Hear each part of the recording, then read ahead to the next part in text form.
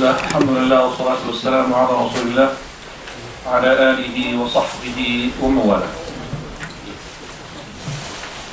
We're going to be inshallah discussing three things. Number one, some elaboration regarding the birth of the Prophet ﷺ. Number two, the death of Yaqub alayhi salam and Yusuf alayhi salam. And then after that, the Prophet Ayub alayhi salam. Regarding the birth of the Prophet ﷺ, as we know, alhamdulillah, we have been asked last week regarding this issue, and we said that the brothers here, they are alhamdulillah, how well aware about the birth of the Prophet of Allah is that it is not from the Sunnah, not to say it's actually imitating the disbelievers regarding the celebration of the birth of the Prophet of Allah.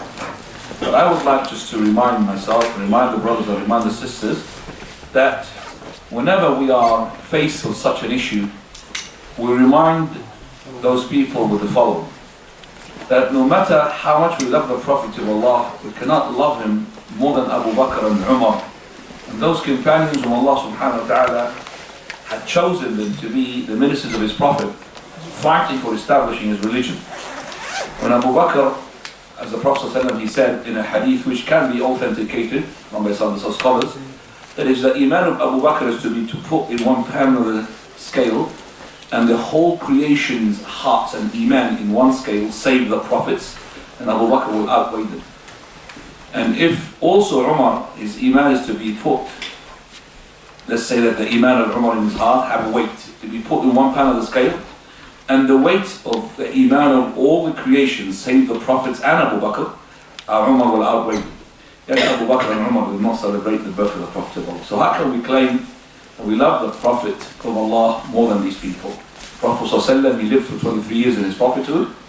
Never ever he had celebrated the birth of the Prophet ﷺ. Not a single authentic or non-authentic hadith has been narrated with this.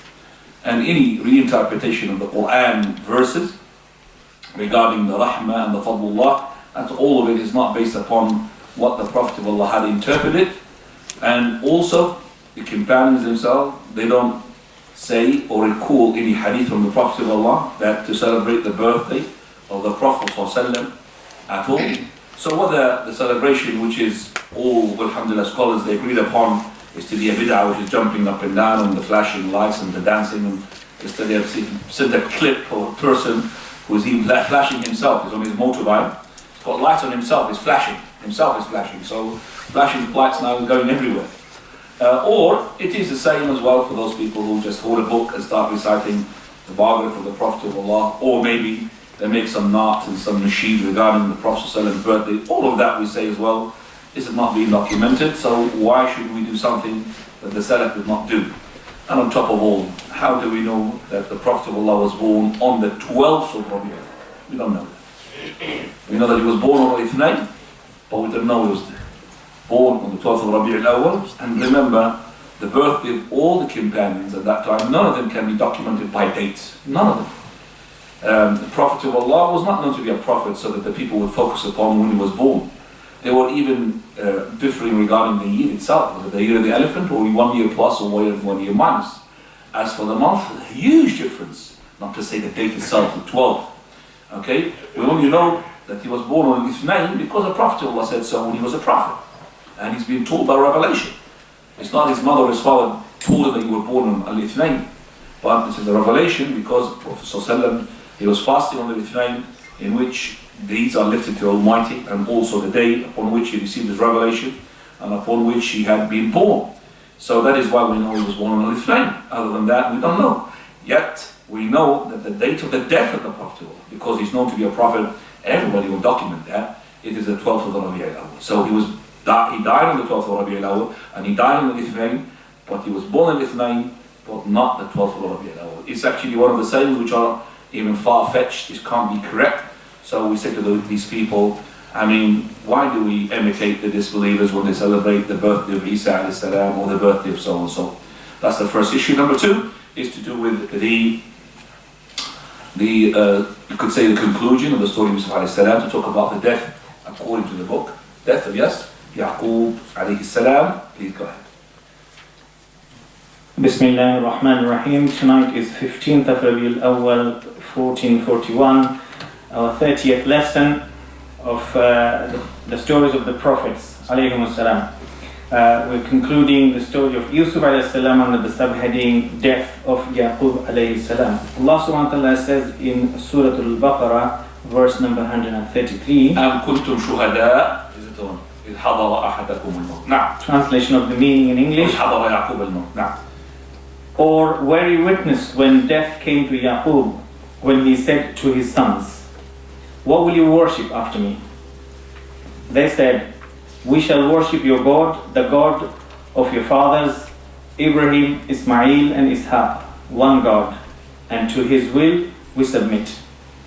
So Allah subhanahu wa ta'ala says, أَمْ كُنْتُمْ شُهَدَاءَ إِذْ حَضَرَ يَعْقُوبَ الْمَوْتُ إِذْ قَالَ لِبَنِيهِ مَا تَعْبُدُونَ مِنْ بَعْدِي قَالُوا نَعْبُدُ إِلَهَكَ وإله آبائك إبراهيم وإسماعيل وإسحاق إله واحدا ونحن له مسلمون. Al-Baqarah 133.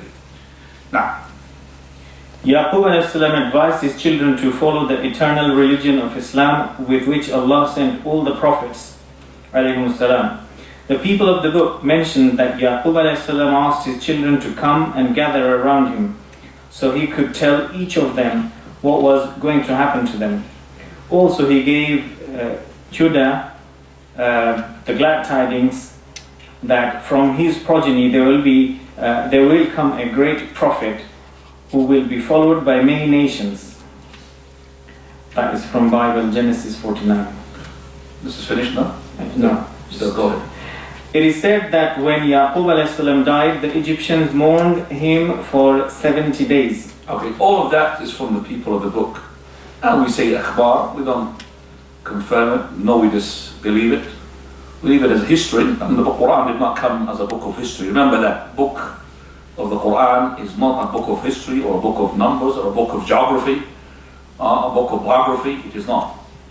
As for the people of the book, the book which is not the book of Allah, this book also added to it lots of things from the human being. So from that, for example, we see that they said that Yaqub had stayed in Egypt for 17 years and then he died. And when you add up the numbers, how long he stayed in Egypt and how long he had lived, it doesn't add up to the numbers. Anyway, Yaqub alayhi salam, they say that when he had entered Egypt, is 130.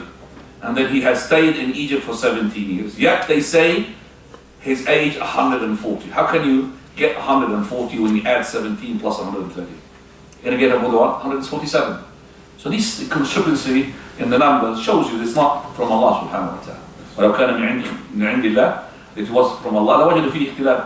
من عند غير الله, it was from other than Allah, لوجدوا فيه اختلافا كثيرا. We would find a lot of discrepancies in it.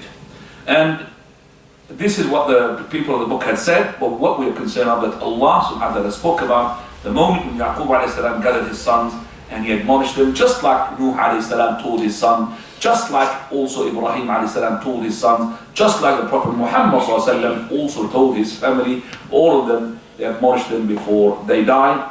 Wallahu ta'ala. Continue please. And Yusuf alayhi salam directed the physicians to embalm his father, taking a full 40 days. Allahu Alam. No. When the days of mourning had passed, Yusuf salam asked the king of Egypt his permission to take the body of his father and bury him in the land of Canaan, which is in Palestine.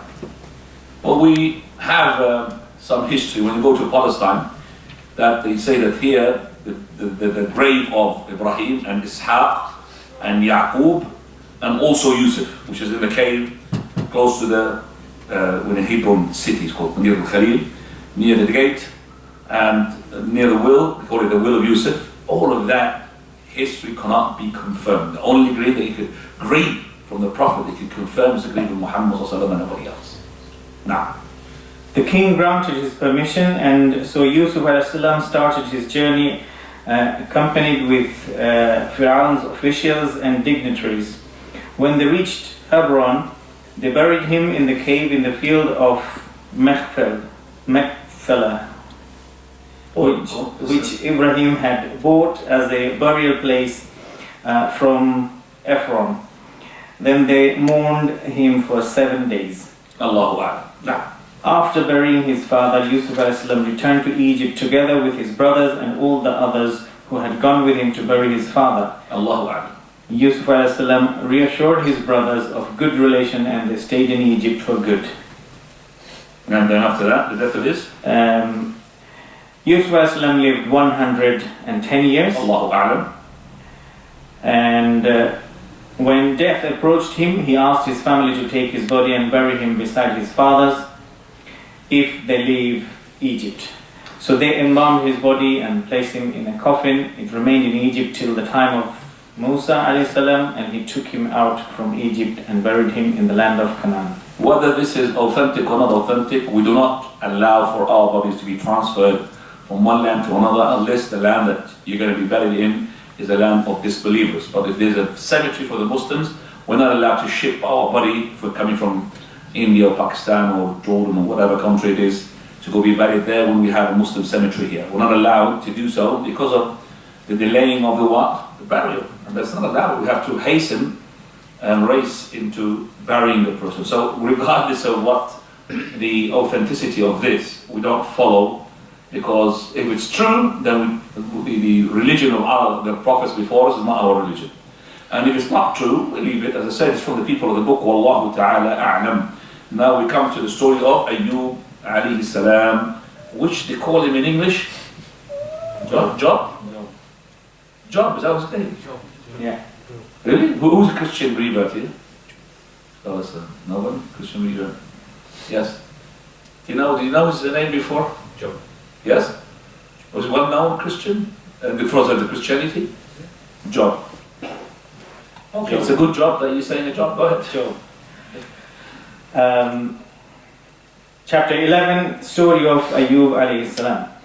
Ibn Ishaq said, Ayub was a Roman, and he was Ayub bin Mos bin Razer bin Esau bin Ishaq bin Ibrahim. Others said he was Ayub bin Mos bin Rawel bin Esau bin Ishaq bin Ibrahim. Ibn Asakir said his mother was daughter of Lut alayhi salam. It is also suggested that his father was one of those who believed in Ibrahim alayhi salam the day he was thrown in the fire and he could not be burnt. However, the first opinion seems to be correct because he was from the progeny of Ibrahim alayhi salam, and Allah said in Surah Al-An'am, verse number 84. Translation of the meaning in English, and from his offspring, Dawood and Sulaiman and Ayub and Yusuf and Musa and Harun. He is one of those prophets who received revelation. For Bismillah, regarding Ayub alayhi salam, this is the story of what we call it complete iman, the story of patience. When we talk about Ayub, in Arabic we say Sabr Ayub, just like when we say Hatim al-Ta'i is linked to the word generosity. Karam Hatim, even Hatim was a disbeliever. But when we talk about Sabr, we say Sabr Ayub. Straight away, patience of Ayub. Even we know that the Prophet Muhammad was patient, and Ibrahim alayhi salam was patient, and Musa alayhi salam was patient.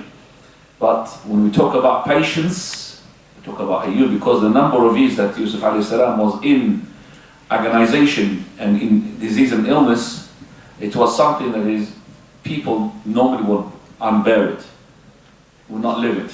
Either commit suicide or they will not live longer anyway. Will not live for long.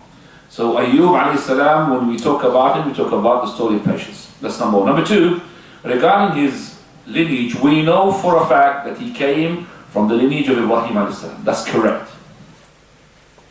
And the lineage of Ibrahim is from Ishaq alayhi salam. So from Ishaq. Because Ishaq is from him. Okay, it's not. So because Ibrahim got how many sons? More than two sons, but the ones who got prophets, Ismail and Ishaq. Ismail gave Muhammad sallallahu and Ishaq gave what? The rest. Now, how did he come from Ishaq? Allahu A'lam. All of it, as I said, is from the people of the book, and our Quran, as I said, or our Sunnah is not a Quran or Sunnah of history or his story. Right. So he is from the progeny of Ibrahim alayhi salam, and Allah says, وَمِن ذُرِّيَّتِهِ. And here, وَمِن ذُرِّيَّتِهِ, the ayah before it says Nuh as well mentions, and the ha, the pronoun suffix, returns back to the closest, which is Ibrahim, not to Nuh. So he's from the lineage of Ibrahim. And some people had placed Ayub to be before Ibrahim. That's not correct. And some as well had mentioned the hadith, which is not authentic as well, to place as well, for example, Hud and Salih to be after Ibrahim. We know that Nuh alayhi salam was the father or the second father of mankind. Yes? First father of mankind, who was that? Adam. Second father. Why do we say the second father of Nuh alayhi salam? Because Nuh alayhi salam, when he went in the ark, وَمَا آمَنَ مَعَهُ إِلَّا قَلِيلٌ, few people came with him. So there are people came with him. Very few. But those few, none of them gave offsprings running, except for whom? The offsprings of whom? Of Nuh. That's why he's the second, you could say, father of Adam, the second father of humanity. The other ones who were saved did not produce any children. But he himself produced from him the children, like we said, Sam and Ham and Yafet, as we said, the story of Nuh alayhi salam. As for Ibrahim alayhi salam, they call him the father of the prophets. Because after Ibrahim, all the prophets from Ibrahim. Before Ibrahim, no. We have, for example, we've mentioned before Nuh alayhi salam. We mentioned before Hud alayhi salam. We mentioned before Salih alayhi salam. We mentioned before Idris alayhi salam. So, Allahu A'lam. But as for Ayub, as for his mother, she was from Lut, Allahu A'lam. But we know that he is after Ibrahim, after Ishaq, and after Yaqub, and after Yusuf. And here is being put in the right order. Ayub alayhi salam. Ayub alayhi salam, here, is he a prophet or is he not a prophet? Because some of the scholars, because of, we don't know about his people. We don't know about his call to his people. We don't know about the response of his people to his call. We don't know what he was calling for. We don't know anything. There's nothing about Ayub alayhi salam, Tawheed, calling to Tawheed, like we have seen, for example, Hud and Salih and all of those, calling people to Tawheed. Don't have that about you. So that is why few scholars, they said he is one of the righteous men. Like, for example, the righteous men, Luqman is mentioned, Maryam, Al-Khidr, for example. All these are righteous men. Dhul Qarnayn, okay? These are righteous people. Mention them. Can revelation come to them? Yes. So Allah Azza wa Jalla had revealed in the Quran to the mother of Isa alayhi salam. She's not a prophet, Siddiqa. So yes, there are people who can have revelation, but not revelation to be a prophet. Revelation that is, she's inspired. She's inspired. So Maryam, she was inspired. Zakaria, the same, so was inspired, but Zakaria was a prophet yet. Jazakallah khair for that. Yet, this is for the coffee, by the way. For those who are listening, maybe they say Jazakallah khair and do the talk what for. Somebody bought me Jazakallah cappuccino. Yet, we know that Zakaria was a prophet, yet Maryam, she was not a prophet. She was not a prophetess, I should say. Okay? So that we should know that.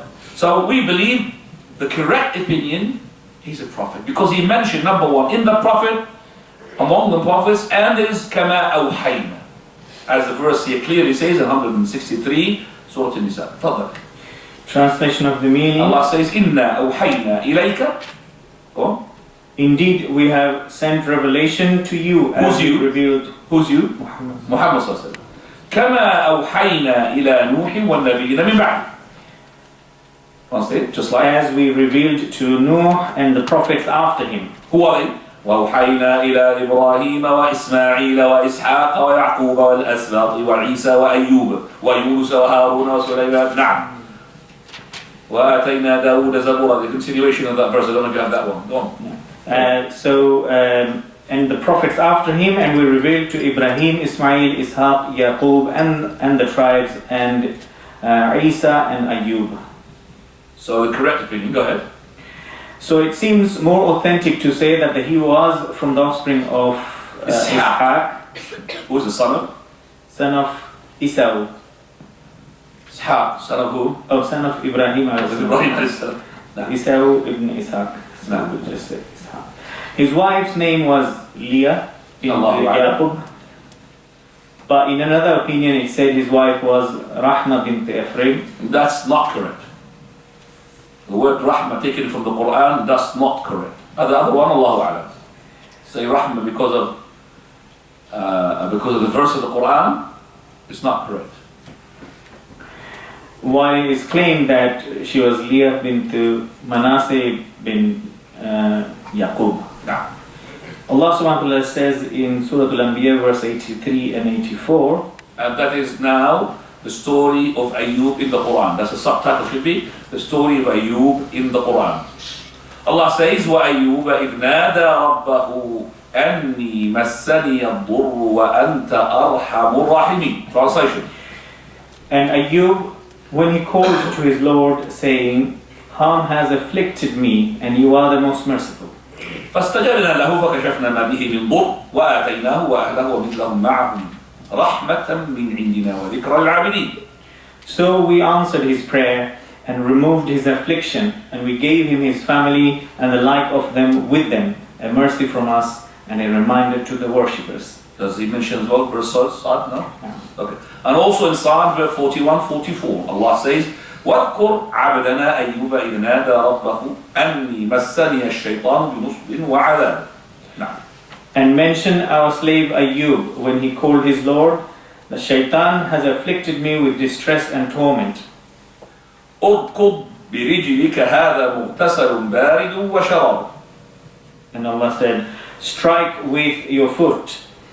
This is a cool water for washing and drinking.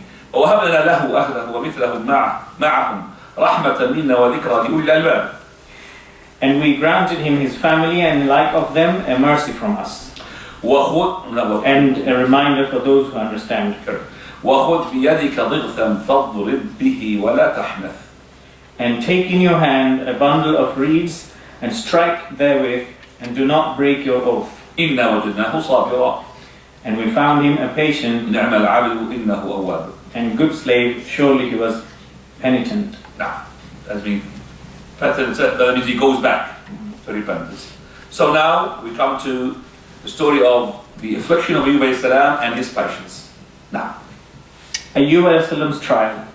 Exegetes and historians have said that Ayub alayhi salam was a wealthy man who owned all kinds of wealth. He owned countless cattle, sheep and slaves and servants, and he owned vast lands and property. He had many children. All of them were taken away from him. He was even afflicted physically with different kinds of diseases, such that no part of his limb of his body was intact and healthy except his heart and tongue, with which he remembered Allah. He remained patient and believed in Allah's mercy. His illnesses continued for so long that even his friends deserted him and his relatives left him. He was taken out of his town and thrown upon a trash dump. No one except his wife felt any compassion for him, who maintained his rights upon her. She remembered her good time with him and his kindness to her. She came to him and helped him to carry out everyday necessities that he could not do without her help. Okay. As for Ayub alayhi salam being in abundance of the bounties of Allah subhanahu wa ta'ala, that can be seen from that Allah gave an example of him being patient. Patient regarding his situation from health, from wealthy to poverty, and also his patience regarding from his healthy to illness. So both. So he was wealthy and no wealth, and then he was healthy and no health. His patience also not to be diverted from the truth. When he was wealthy, and the person when he's wealthy, he would express his what? Gratitude. And when he is in a situation of poverty and disease, he should express his what? His patience. And this is the situation that the Prophet of Allah, he said, remarkable, amazing. Okay, this is hadith Suhaib ibn Sinan al-Rumi. Prophet Allah said, amazing, remarkable, the case of a believer. All his case is good for him. And this is exclusively for the believer. If good touches him, he expresses his gratitude. And that's good for him. And if affliction befalls him, then he endures that patiently, and that's good for him. So there's good for him in everything. So the Prophet Ayub, he was tested in both. When he was in health and wealth, and he was showing, expressing his gratitude to the Almighty. And when he was in poverty and he was in illness, he was that patiently, and he did not moan to anyone, did not complain to anyone. That's the patience. So it does that. If the person, for example, he was in a situation where he's in miserable situation financially or health-wise, if he calls upon Allah, does that negate his patience? No, it does not. You'll be patient, and you'll be able to be patient if you call upon Allah subhanahu wa ta'ala. But your patience will be not there and will be removed once you start to complain to the people about what Allah is imposing upon you. You say to the people, subhanallah, you know, I do pray and I do fast and I do all, why am I afflicted with this? Huh? I go to the masjid, I've got my beard on and I've got my, why do I have to be stripped for my money?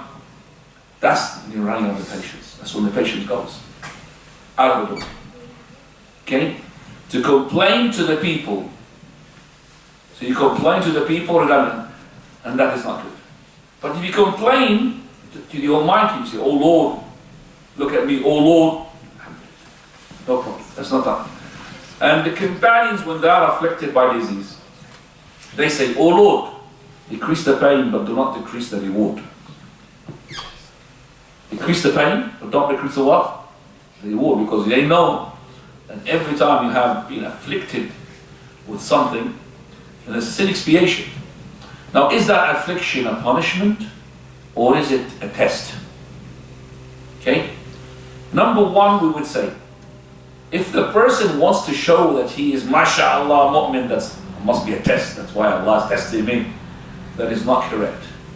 So it's the test or a punishment should not be your target to find out, am I in test or a punishment? Do you understand that? Some people get afflicted with something, started to figure out, how am I tested? That means my iman is strong, Allah loves me. So if that's going to drive me to be arrogant, that's not correct. The outcome, what is the outcome of that punishment and the outcome of the result of the test? Is that you hold on to your ground and not to drift from the haqq, to go back to the truth. That's what is the main object of that. So if it's a punishment, wake up call, wake up. If it's a trial, how much are you going to take your iman? How further? How much are you going to carry your Islam? Are you going to just say, I'm a mu'min without being tested? So both affliction and punishment, at the end of the day, I'm concerned about what is the result for me. Did I get with a benefit out of it? Or it was... So some people have been tested and failed. And some people have been punished and they succeeded. And some people had been tested and they succeeded, and some people have been punished and they have failed. Did you understand that? So you could be punished. And that is why Prophet said, if Allah intends bad to a person, He will delay His punishment to the hereafter. Do you understand me? So if you're punished, you'll be delayed to the hereafter, you'll be punished. Allah doesn't like you. So if you love you, then He will hasten the punishment to you in this dunya, so you'll get what? Nothing? The akhirah. So the opposite of that, when the person gets ill. So when you get ill, you should not say, okay, right, if I'm getting ill, that I am at the moment being tested, so I'm going to be rewarded, so I am at the moment a very strong iman. No. This illness should be as well a motivation for you. And you should not say, I've been targeted, and then you feel in despair from the mercy of Allah, and then you kill yourself. And being healthy should not be as well that, look, God loves me, I never got ill. It's the opposite. If you go get ill, then find out, brother, why did you get ill? Why did you not get ill? When the Prophet asked a big man, did you get a headache? He said, what is a headache? He said, like an air ball into the brain. Never got a headache. Did you get the fever? He said, what is that? He said, heat goes between the skin, the bones. Never got that. And he only left, Prophet, he said, if you want to look at somebody as an example for the inhabitants of the hellfire, then look at a man like that man. Never had illness, no headaches, no fever. And you have to understand this having a proper category. You're not saying, oh, if I don't get ill, let me go and expose myself to illness to get ill in order not to be from the heavens of the hellfire. Okay? Don't do that. Let me go and get somebody who's ill and get close to him so he'll get ill, and it's not that true. It's not the case. It just shows you to wake up call. If you are healthy, express your gratitude. Don't be conceited, arrogant. And if you are ill, don't be in despair of the mercy of Allah. Both cases. If you are healthy, don't you think, oh, khatsat, khalas, I am Sahaba, companion. And if you get ill, don't say Allah hates me. Prophet of Allah ﷺ, he got the biggest fever. Does that mean Allah does not love the Prophet? That's not authentic, that's not correct. Ayub ﷺ got ill, not the severity of the illness as in how much painful, but how long it is. When somebody gets ill, people will visit him. First day, MashaAllah. Huh? How many people? Oh, lots of people. First week. After a month, how many people visit? Very few. After a year, they forgot to ask about it. After 1 year, they don't really even just talk about going visit him. They forget about him, he's ill or not. So what about after 5 years? They get bored. Ill? Again? I'm not going to go visit him 5 years. No, you don't never visit somebody who's ill for 5 years. He's been ill for 5 years. You only visit him once, twice, that's it, you end up. How about for 18 years? I think your wife will ask for a divorce. And yet the wife of Ayub alayhi salam, she had held ground and she was patient. She's the only one she kept with him all the way. People had to desert her because, when you go to illness, people start saying that, are you contagious? So if you go to somebody contagious, we don't want to see you as well. So the wife of Ayub, she became as well deserted because she's got contagious disease. There's some of the hadith as well floating around regarding Ayub as-salam that he got so ill that people, they don't hate to look at him. That's incorrect. He was telling me that his skin became good. I've been fed this when I was a kid in my school. And the people disgusted to look at him. La ya akhi. He was ill, like in illness that does not make him to, go around. He can't work. How can he give da'wah if he's going to be disgusted? People are going to get close to him. Would you take da'wah from a prophet who got leprosy? You don't. You don't get from that. So that's not correct. It's incorrect decision to say that. طيب. Prophet Ayub alayhi salam was mentioned in the Quran 4 times. Ayub alayhi salam was mentioned in the Quran 4 times. He was mentioned in the Sunnah authentic wise twice. So in the Quran 4 times, in the authentic Sunnah he was mentioned twice.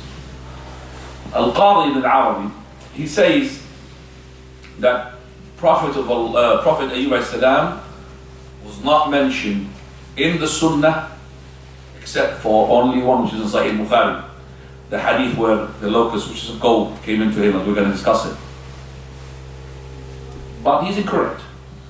And everybody, he is liable to be mistaken or not, because the scholars of hadith like Shaykh al-Albani rahimahullah, is a hadith in Silsila al-Sahihah, hadith number 17, which you're going to find it here as well in this book of yours, inshallah, which is regarding Ayub alayhi salam, and it is to be authentic. Let's go ahead and discuss. She herself became distressed and so destitute that she started working to earn wages so she could eat and feed her husband. May Allah be pleased with her. That is not from the Sunnah, nor is from the Quran. This is from the story of the people of the book, which can synchronize. No problem. Accept it. Now, she maintained her patience alongside her husband in what had afflicted him in their wealth, property, and children. In a Sahih Hadith, the Prophet ﷺ said, "The more severe of people to be put to trial are prophets, then the righteous, then the likes of them." And he said, "A man is put to trial according to his strength of religion. If he was strong in his religion, his trial is increased." Right, this is hadith to be authentic. It's in the Sunnah Tirmidhi and it's authentic. Narrated by also Ahmad and bin Majah, but the Tirmidhi authentic. Now, However, all these trials could only make Ayub a.s. stronger in his religion and patient and full of praise and gratitude to Allah, expecting his rewards out of his trial. His patience is quoted as an example. This is a detailed account of Ayub a.s. sufferings and the adversity that afflicted him, narrated by the scholars of children of Israel. It explains how his wealth and property vanished one after another, and however Allah has the best knowledge about what happened to him. Mujahid said, Prophet Ayub alayhi salam was the first to be afflicted by smallpox. Allahu Akbar. Now, how long did he suffer from his illness and adversities? Scholars had differed regarding this issue. Now, there is more than one opinion. Wahab bin Munabbih said that he suffered for exactly 3 years. This is not right. Now, Anas said that he continued in that painful situation for about 7 years and some months. And that is not authentic. He was thrown in a trash dump till Allah released him from his sufferings and gave him greater reward for his patience. Not authentic. Now, Humayd said he suffered for about 18 years. and that is the one which is authentic, and it's from Anas ibn Malik. He was for 18 years having this effect. Now, and Suddi said that his flesh dropped from his body and nothing remained except his bones and muscles. Allahu A'lam, we think this is not from the authentic stories. His wife brought ashes and spread it under his body. That's as well from the story of the book. When it went for long, she said, Ayub, if you pray to your Lord, He may release you from this suffering. He would answer, I had lived for 70 years in a healthy condition, so could I not bear all this patiently for Allah for another 70 years? Right. This is being said by a number of tafsir books. A number of tafsir books that mentioned this, regarding that said the wife of Ayub, she asked Ayub salam, it's about time for you to ask Allah Azza wa Jal to cure you, because Prophet Ayub did not ask at the beginning. And you're allowed, if you are afflicted by disease, you don't want to ask.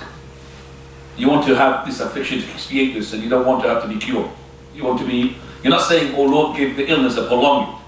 But you're not asking Allah subhanahu wa ta'ala to cure you because you say that maybe this is, I deserve it. Let it go on. Okay? You're allowed. But what is better? It's better to ask. So she asked him, it's about time for you to ask the Almighty subhanahu wa ta'ala. Okay? It's about for you to ask. You remember Khabbab ibn Arat when he came to the Prophet of Allah and he said, can't you see what we are in the Messenger of Allah? Been tortured in Mecca. Can you just ask the Almighty? So the Prophet of Allah, he said, people before you were tested more than you. He brought them to the pit and their flesh taken away from their bones and be cut into 2 halves. You are hastening the matter. قَوْمُ تَسْتَعْجِلُونَ. So, he says here, and that could be authentic, that, how many years have you been living as healthy? 70 years? Or 80 years, according to. So I've been 70 years before I got ill, healthy. So when it becomes 70, 80, then I will. Now we could say that this could be authentic because Imran ibn Husayn radiallahu anhu, when he was ill, the same thing he had said. When he was ill for a long time, when you're going to ask for health, he said, once my health time equals to my illness time, I start calling upon Allah. He could be taken from what? The story of Ayub. And that's why I said it might support that story of Imran ibn Husayn. And she was impatient with his answer, and she worked to earn her wages so that she could feed her husband Ayub alayhi salam. People no longer employed her because they knew that she was the wife of Ayub, and so they might get infected by his illness or put to the same trial. When she found nobody to give her a job, she went to some of the daughters of high society and sold one of her plate in return for good food. how can she sell her plate when already they said that she's contagious? Do you understand? That means their hair is contagious as well. How can they? So that is as well doubtful, right? Doubtful. How can, if it's contagious and people come away from it, they're going to buy her hair, which has got the contagious disease as well, isn't it? So we don't know. Allahu A'lam. Now, when she came to Ayub alayhi salam with food, he asked her from where did she get it, and he showed his disapproval. She said, I provided my service to people. When it was following day and she did not find anyone who could give her a job, she sold her other plate in return for food and brought it to Ayub alayhi salam. this is from the story of the people of the book. Now, Ayub alayhi salam refused to eat and swore that he would not eat that food till she tells him from where she has got it. now, She removed her scarf from her head. When Ayub alayhi salam saw her head shaved, he made this prayer: the harm has inflicted me. We started in the... you know, this story is in the people of the book. What concerns me about this, the Prophet is being mentioned, his wife is, he removed what? Her scarf. I mean, for us it's not authentic, but it's for them it's what? Authentic. So the Prophet's got a scarf. Prophet's wife's got a scarf. So if you're righteous, you have a scarf. So the scarf doesn't mean a symbol of terrorism. It's not. Simple righteousness. And if you look at the, and I don't want you to look at the statues that they make for the saints women.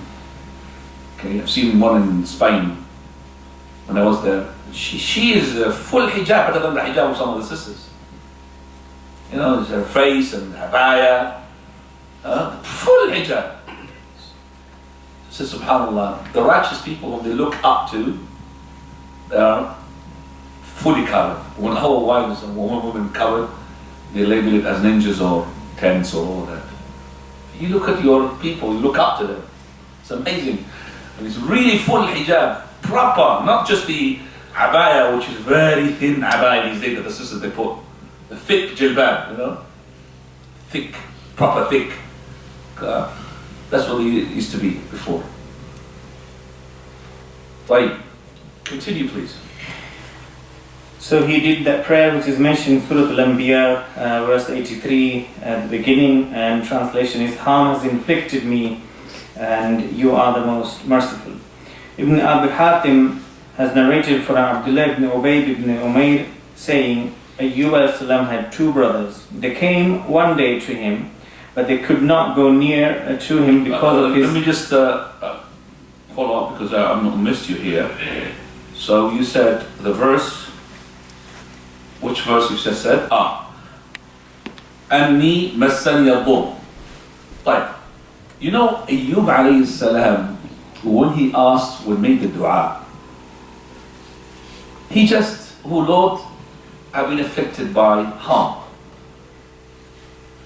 And you are the most merciful. He didn't say, oh Lord, cure me. Have you noticed that? He didn't ask. He just like saying, Lord, I have been afflicted with this. He didn't say, oh Lord, cure me. He said, and you are the most merciful. That means from your mercy you could be continuing with this illness, and from your mercy as well you could finish it off. You are the most merciful. You decide, oh Lord, because you are the most merciful, what is better for me? He didn't ask for the cure. He did not. He just said, oh Lord, massani al-dhur. This is harm for me. Harm, who is the harm? Who is the creator of the harm? Allah. Oh Lord, the Almighty is creator of the harm. So he said, massani al-dhur. He didn't say, oh Lord, you have afflicted upon me the harm. Which is true. It is true. Who afflicts upon you poverty and harm and disease and illness and cure? The Almighty. But this is the etiquette of speaking to the Almighty.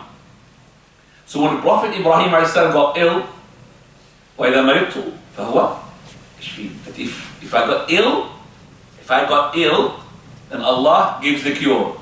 But who gives the illness? But he said, if I get ill, he didn't say, oh Lord, you make me ill, you give me the cure. He said, no. If I get ill, that's how to talk to Allah. So he says, Allah subhanahu wa ta'ala, the Prophet said, وَالْخَيْرُ بِيَدَيْكَ وَالشَّرُّ لَيْسَ إِلَيْكَ. Khair is in your hands, O Lord.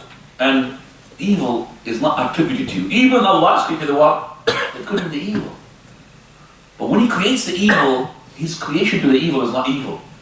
Creation to the evil has got hikmah, something behind it.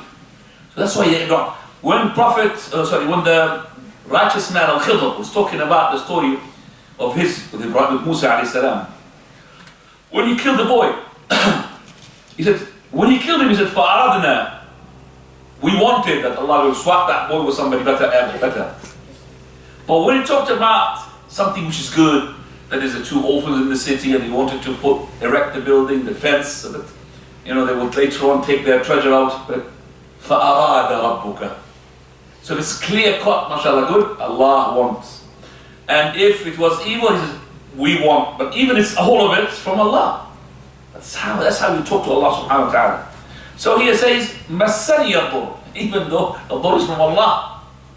Harm that affected him. He's not a human being. Harm doesn't go like he walks by legs and he just jumped into Ayub. Allah had put the harm into Ayub alayhi salam. He said, مَسَّنِيَ الضُّرُّ وَأَنْتَ أَرْحَمُ, and you are the most merciful. You see, O Lord, what is because you're merciful, should we continue with this? I'm happy. If you're cured, I'm happy. In both sides, I'm happy. But for me, this afflicted with is dur to me, harm to me. In your taqdeer, Allahu A'lam, it could be good for me. Like, coming back, so he said the two brothers, please now, talk about it. So these two brothers came one day to him, to Ayub alayhi salam, but they could not go to near him because of his bad smell, so they stood at a distance. One of them said to another, were Allah to know any good in Ayub, He would not have put him to this trial. Okay, this is an authentic hadith from Anas radiallahu anhu. And the Prophet ﷺ, he said, Allah's Prophet Ayub had stayed in illness for 18 years. The close and the far rejected him. The close from his family, from his friends, and the far who didn't know, they rejected him, they did not get close to him. They avoided him. Except for two men from his brothers. And they are from the very close brothers. They used to get close to him and go away. They used to go to visit him and leave. Visit him and leave. So one of them said to the other. Now, there was nothing to do as for the smell. That's a wrong translation here. So they used to come and visit him and go. One of them said to the other, do you know? By Allah, you have sinned a sin that no else in the world had sinned like it. Is that what he said? Says, were Allah to know any good in Ayub, He would not have put him in this trial. Go on. When Ayub alayhi salam heard them saying this, he became angry with them, and more angry than he had ever been before. And he said, O Allah, if you have known that I never spent a night satiated, if this is I had known... It's a different habit. Go ahead now. Yes, go ahead. If I never spent a night satiated, if I had known someone hungry in that night, then prove me true. A voice came from the heaven confirming his truth, and they heard it. Then Ayub alayhi salam said, O Allah, if you have known that I never had two shirts while I knew of a place where people were without clothes, then prove me true. So a voice came from the heaven and they heard it. That's not authentic. No, that's not authentic.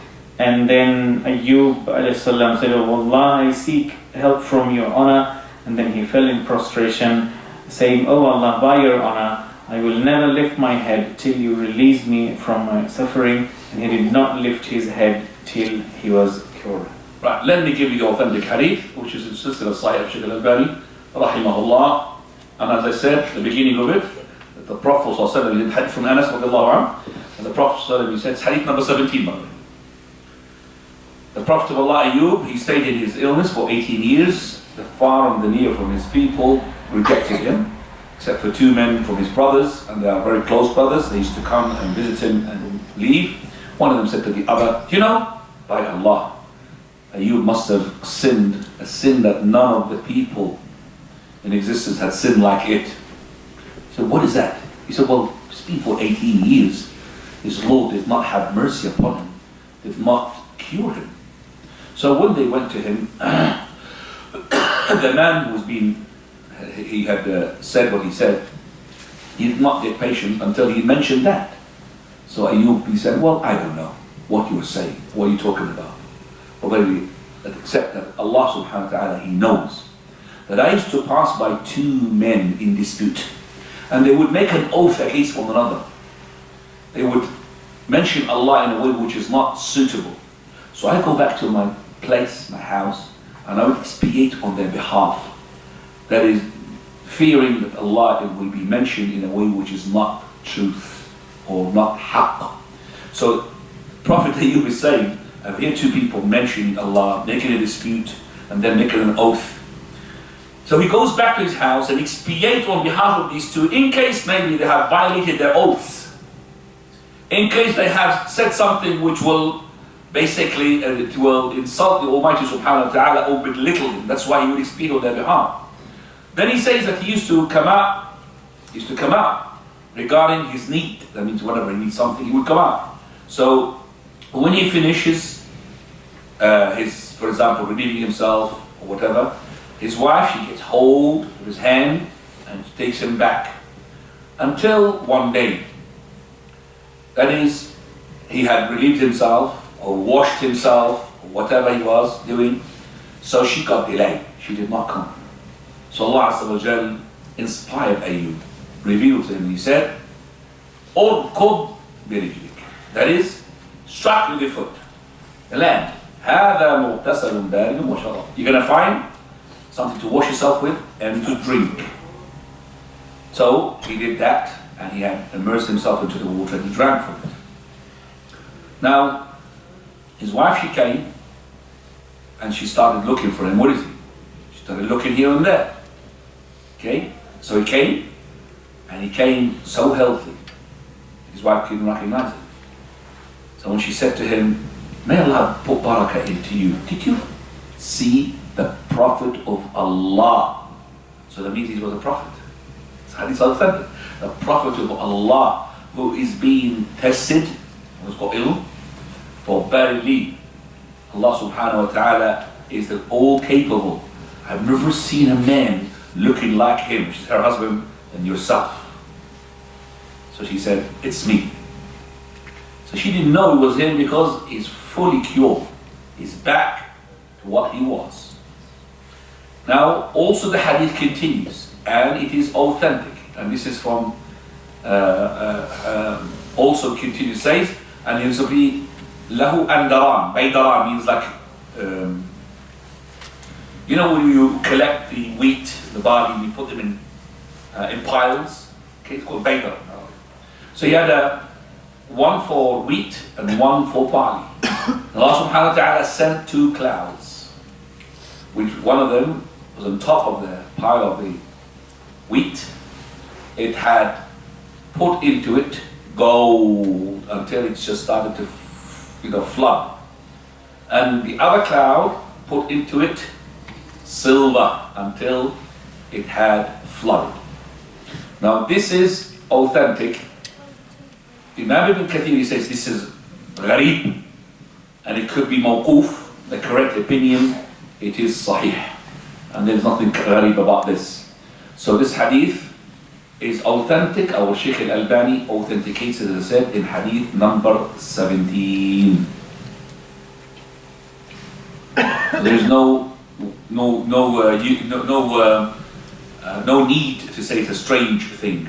Abu Hurairah narrates from the Prophet ﷺ, says when the Prophet Ayub was having a wash naked, and nothing on, of course he can have a wash, no clothes. Some locust from gold came to him. He started taking into his clothes, into his thobe. So his Lord called upon him, "Oh Ayub, didn't I make you more richer than what you are?" He said, "Yes, my Lord, but I have no hesitation to take more barakah from you. I cannot be self-sufficient by not, stopping myself to keep on more barakah. There's barakah coming to me." So he's opening his. Also, Allah subhanahu wa ta'ala, he said, "Urkud birijlik." Either he strike the land in your foot. So he had fulfilled the command of Allah. So this had got the spring, which is water which is cold, and he commanded to wash himself in it, to drink from it. And Allah Azza wa Jal had removed all the pain and all the harm, whether it is in the skin or all of that, and he became just like he was before, with beauty and with money as well. So Allah Azza wa Jal had given him the wealth in abundance. And then it says in the Quran, وَآتَيْنَاهُ أَهْلَهُ وَمِثْلَهُمْ مَعَهُ. You got that one? Just pushed a bit around because وَآتَيْنَاهُ أَهْلَهُ وَمِثْلَهُمْ مَعَهُ. When you find this, you tell me, inshallah. And that is, we have given him his family and the like.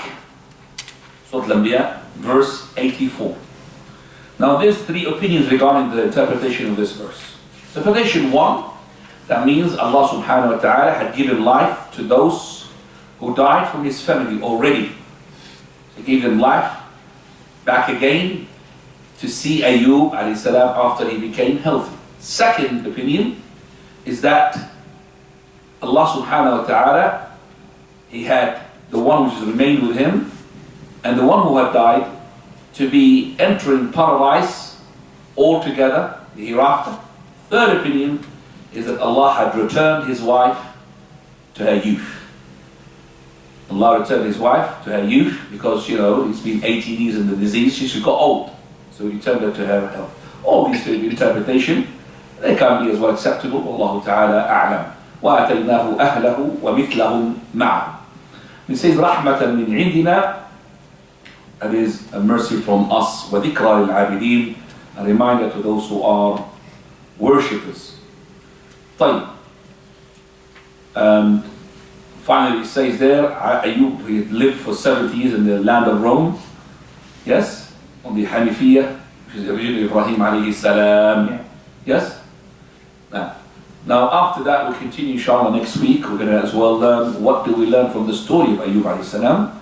For that time, we ask Allah subhanahu wa ta'ala to grant us the Iman and make us to die upon La ilaha illallah. We're going to talk about as well the incident of him, Prophet Ayub, striking his wife with the branch that contains 100 strikes, and we're going to understand was there's expiation of oaths before Ayub or not.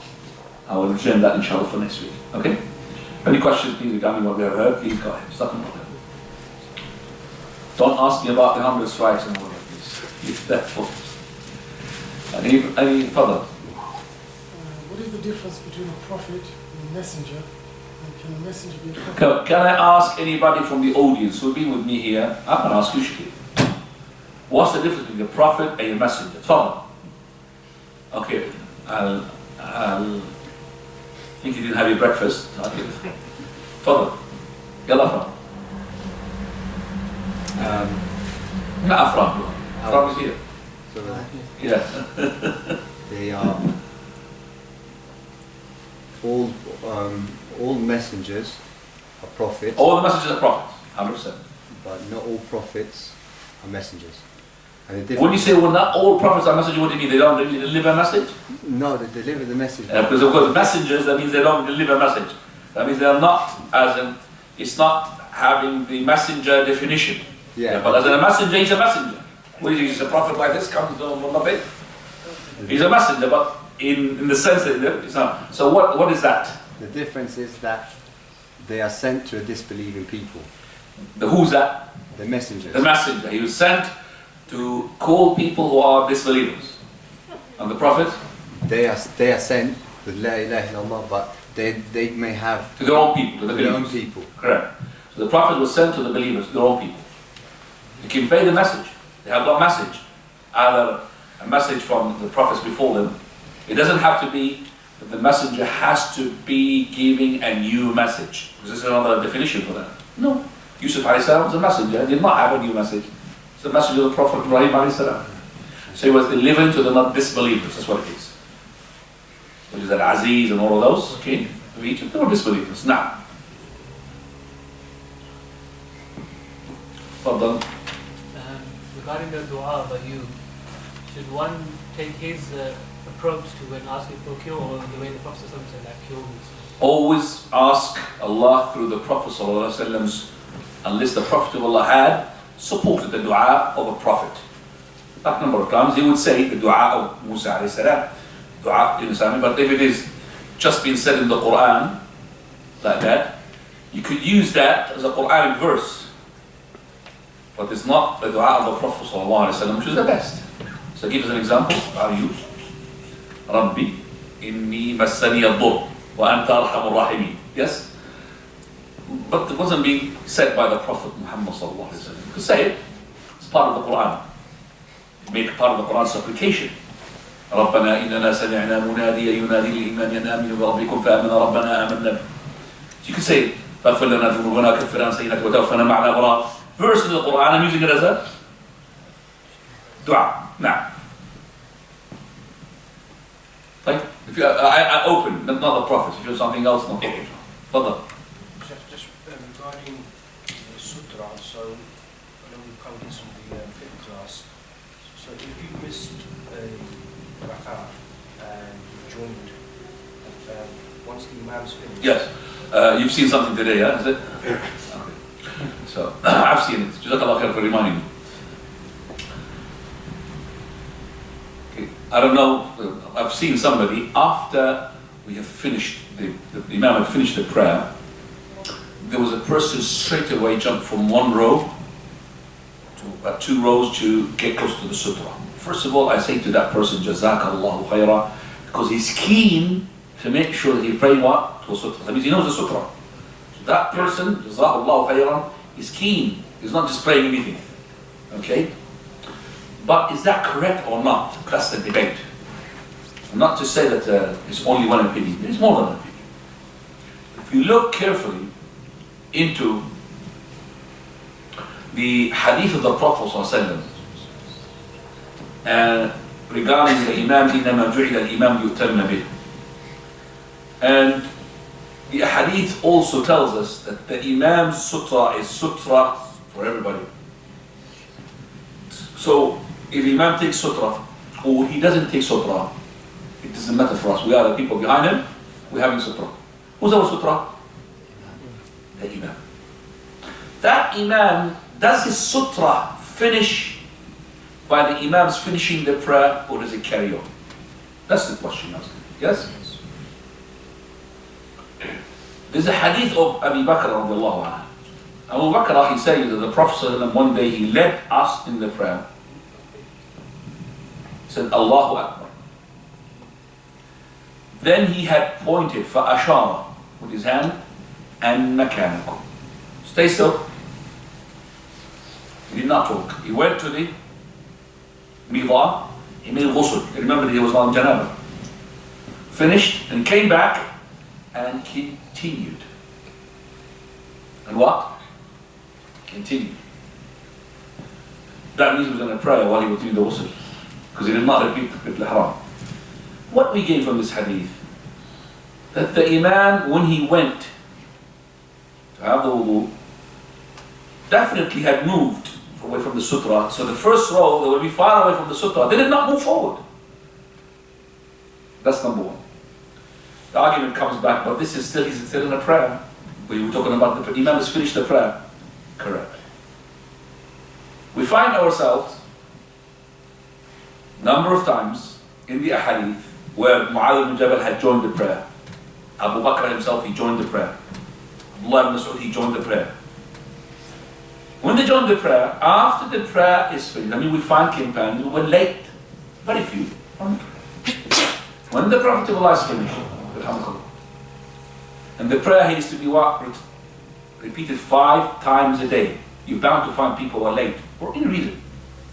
Hadith Abi Sa'id al-Khudri, Prophet of Allah, he would start the first rak'ah, and one of us would go to what? Al-Baqiyah. And then he defecates, and he goes to his house, make wudu, and what comes to that? To pray, to join, and still in the first. That means what? There are people who are late. They're not all of them on time. Some of them late. So not 100%. Some people got something, excuse. So if it's been repeated 5 times a day, and we don't find an incident where it's been reported to us that when the Prophet of Allah had finished, people started to look for a sutra, because remember, the message of the Prophet can be seen from, it's not like us, like ours, mashallah, this is just normal, simple masjid. So if the last row which were late, when the Imam is finished, which is the Prophet of Allah, finished, they're going to move. The one who behind is going to move as well, because they're going to find a sunnah. And the one behind is going to move. So definitely this will be what?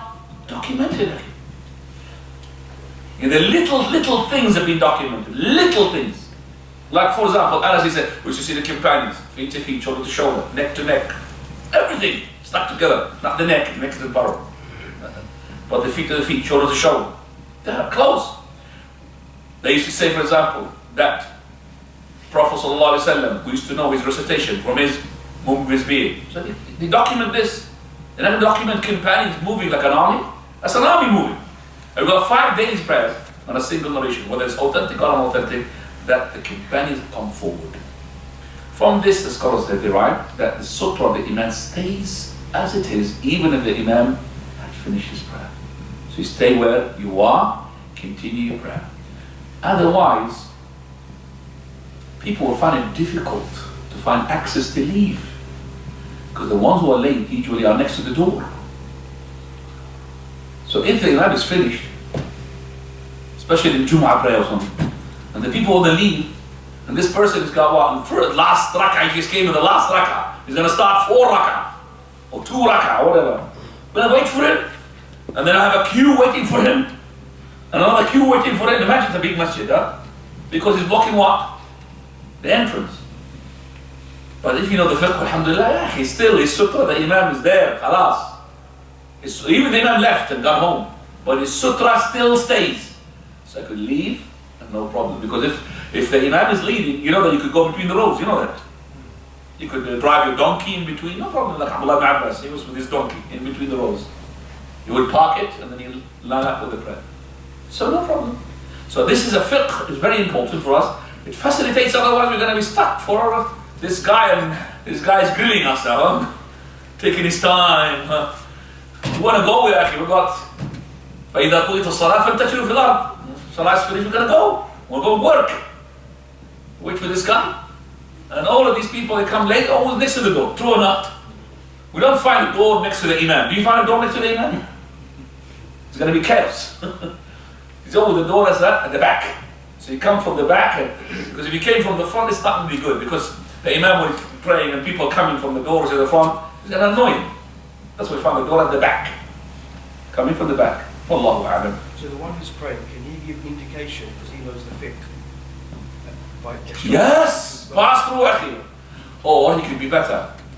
Instead of keep waving his hand like a fan, so many people, go forward a bit and make the place behind you. Because people, they don't understand. Even if people are made, they'll tell you, we'll wait. He's mashallah, very good Salafi. He will wait. So you go forward, so you make him go behind. That's even better. Now, Jazakallah khair. طيب. تفضل. So, when you're praying with other people, you know, between raising your hand, the Imam is coming forward. So do you raise your hand or do you follow the Imam? If you are behind an Imam who does not raise up his hand in the ruku', Yeah, after the yes. Do I raise up my hand? No. For example, the question is regarding, do I follow the Imam, as the Prophet said, إِنَّمَا الْإِمَامُ جُعِلَ لِيُتَمَّ بِهِ, especially if my Imam does not do the things that I do, which I believe are from the Sunnah, or he doesn't do them because he believes it's not from the Sunnah to do them, the opposite. Okay. Now this depends upon the three cases and not a fourth case. Case number one, that you know the Imam, he is a blind follower.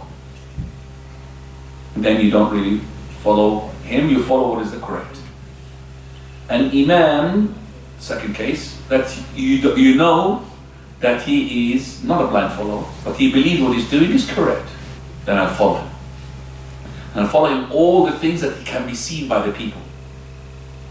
Not following the things that I can't see. For example, moving the finger, I can't see it.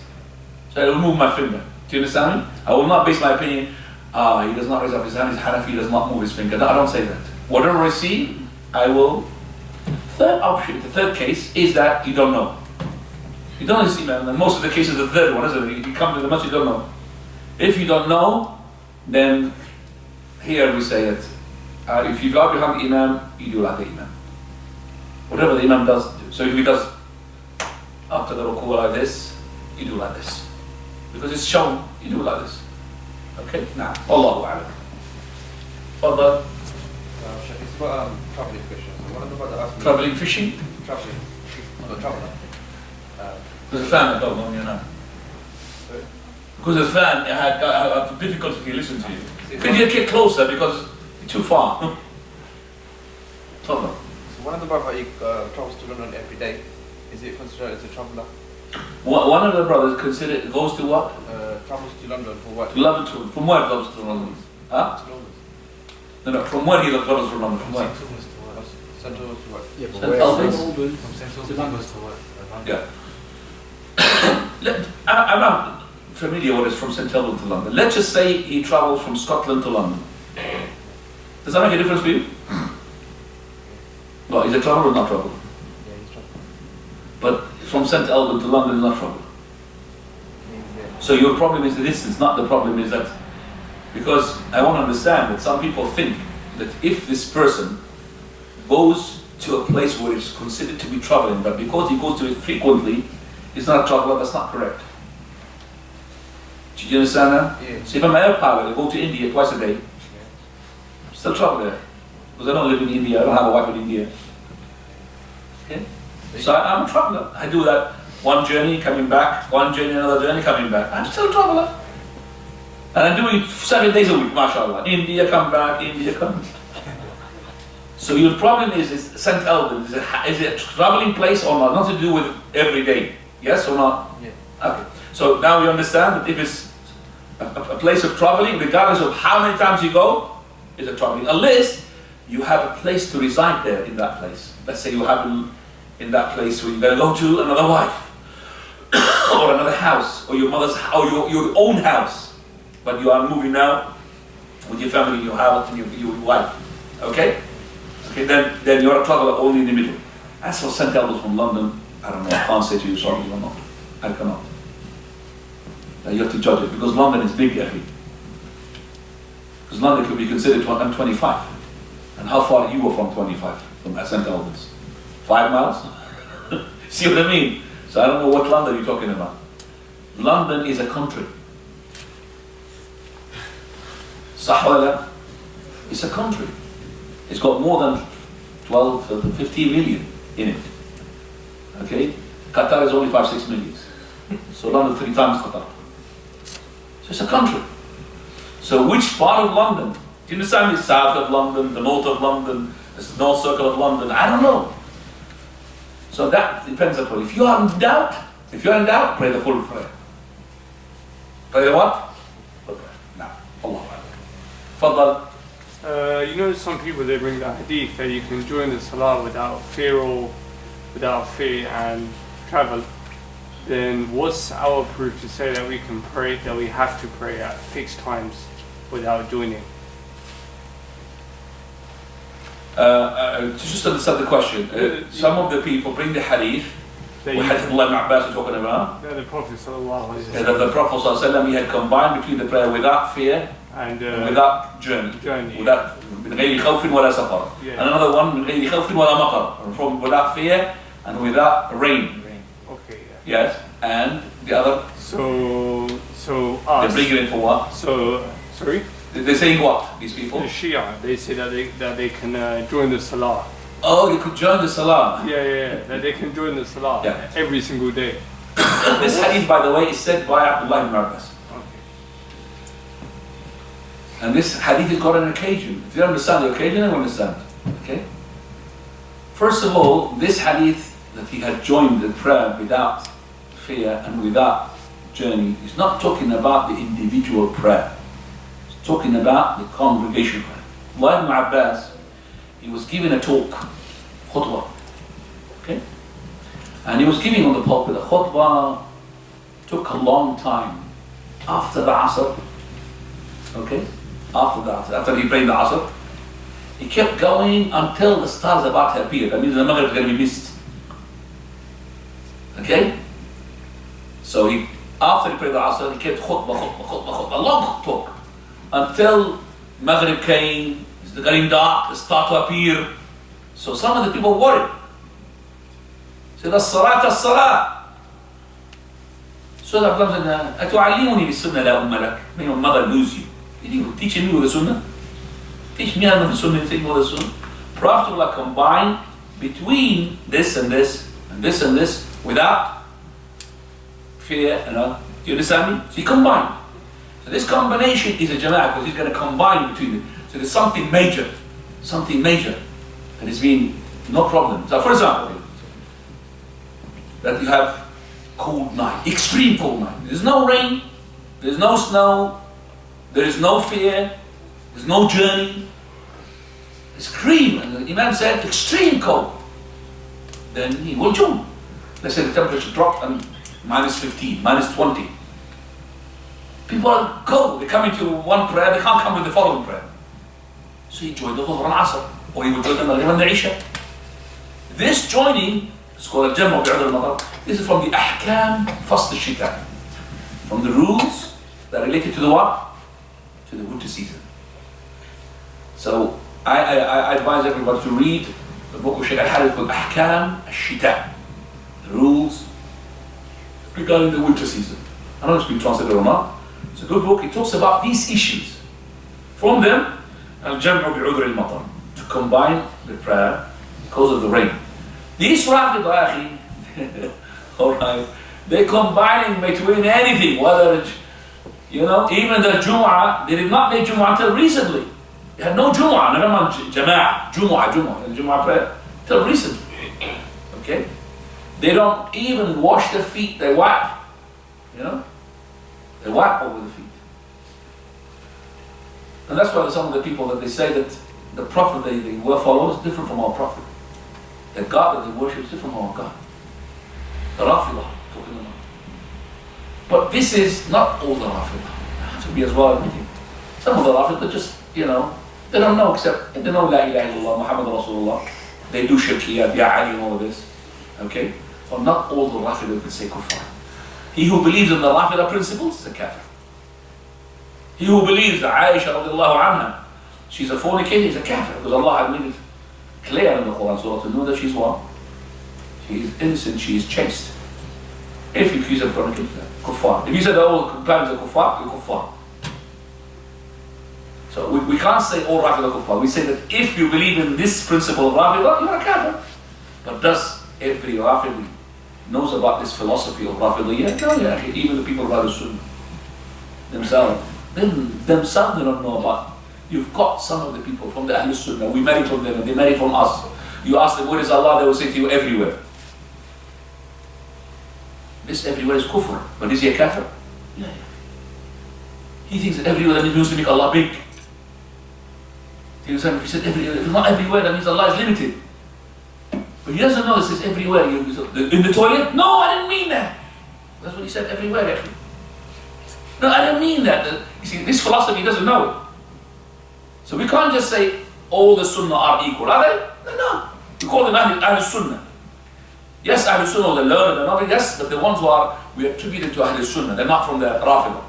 They're not the same thing, they do things which are shirk and kufr, we don't call them kuffar or mushrikeen.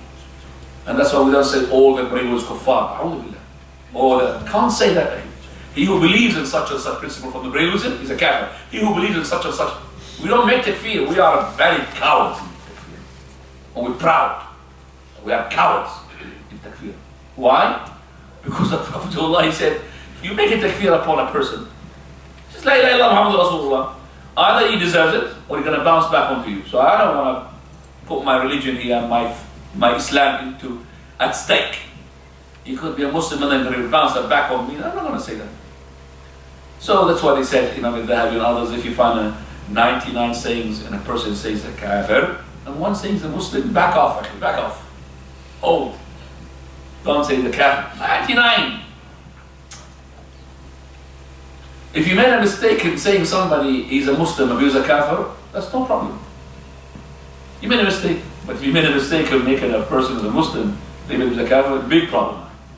Big problem. Allah. Does that answer your question? So, regardless of what they do as a combination. Because the Prophet sallallahu alaihi wasallam he joined without fee or travel.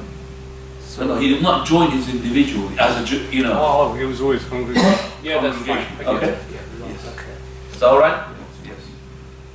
Now, Regarding children praying, by the way, here you go find rain, you find fear, you find journey. The journey you could combine without. If it's a journey, you don't have, in a journey you could combine single.